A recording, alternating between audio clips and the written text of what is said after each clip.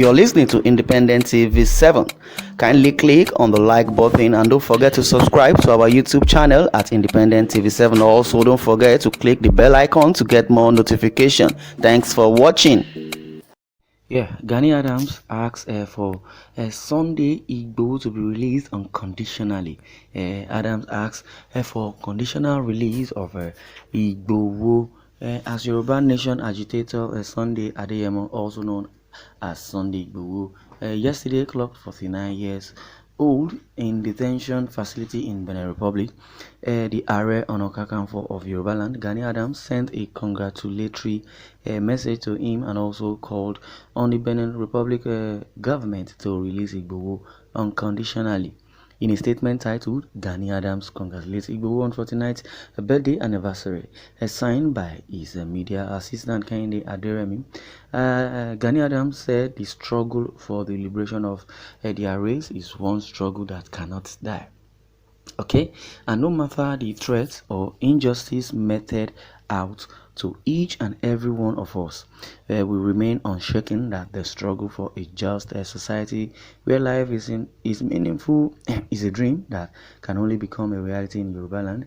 I once celebrated one of my birthdays in detention, and in those trying moments I felt the urge never to look back but look up to God, and that actually raised my spirit that whether now or later justice will triumph.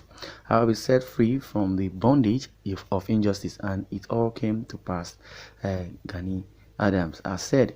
According to him, that same is past ugly experience is playing out in the case of Sunday Igboho as he turns 49 yesterday. But I am sure that he will surely be set free because the activist is not fighting a wrong cause but a cause for the liberation of our race, which is the Yoruba race, Gani Adams added. The trouble of the agitator started when the Department of State Services raided his residence around 1 a.m. on July 1st, 2021. The DSS, Department of State Service, said it killed two of his associates and arrested about 12 others during the bloody raid. 10 of the detainees had since regained freedom after an Abuja court granted them bail, while the DSS has refused to release the other two aides of the agitator. Sunday Igboho, who narrowly escaped the bloody raid, was subsequently declared wanted for allegedly stockpiling arms to destabilize Nigeria under the pretext of Yoruba Nation, an allegation he denied. The allegation he denied basically, but that was a wrong allegation. They are quick to, allege somebody. We am referring to the DSS and the Buhari-led administration. They are all quick to judge people or pass blame. Since when they attained office, the APC government led by Buhari have been passing blame. The PDP did that, the past administration did this, if not that they are corrupt, if not that what happened, if not that there was no money in the treasury, if not that there was so many complaints. Now they are faulting Sunday Igboho that he was stockpiling arms and disturbing the peace of the country. I could remember vividly that in all Sunday Igboho's rally, his protest, I've never seen any chaos. Yes, I've never seen anybody, says he was in hospital, let alone, being dead, because of the rally or protest. Because all the rally was peaceful, and that is what I'm saying in essence. Because most of the rally were peaceful, and there was no deaths or violence as it was. The DSS, invaded Sunday Igboho's house illegally, just for them not to be indicted or not to be accused of going into his house around that time, about 1 a.m., which was an illegal operation. If Sunday Igboho had been killed or was attacked or had been killed, they would have said it was unknown gunmen who invaded his house to kill him. I believe that those that led the DSS and those that were wearing military uniform to Sunday Igboho's house are being led by an insider Basically, Sunday Igboho and his counterpart Nnamdi Kanu were just advocating for good governance. Also, in the absence of that good governance, that's why they wanted a separate state. So you could rather call them separatists or self-determinant. That's just the word. They are not criminal, they are not inciting war, they have not done anything against the constitution.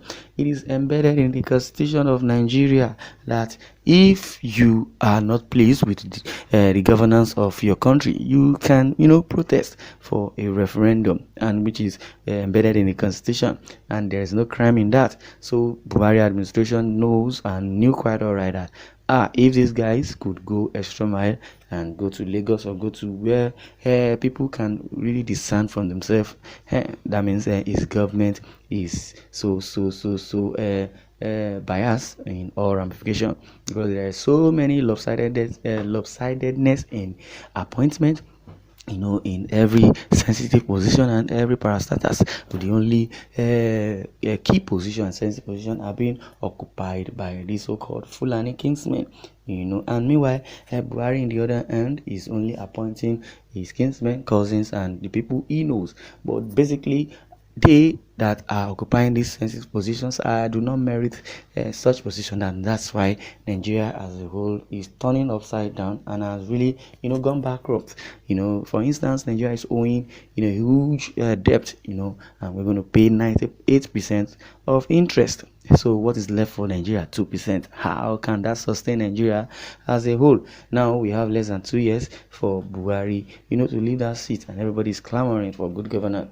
And the other hand, the so-called northern leaders are the ones that are benefiting from the table. They never wanted Nigeria, or they never wanted the northern people or northern presidency or the northern people to leave the seat.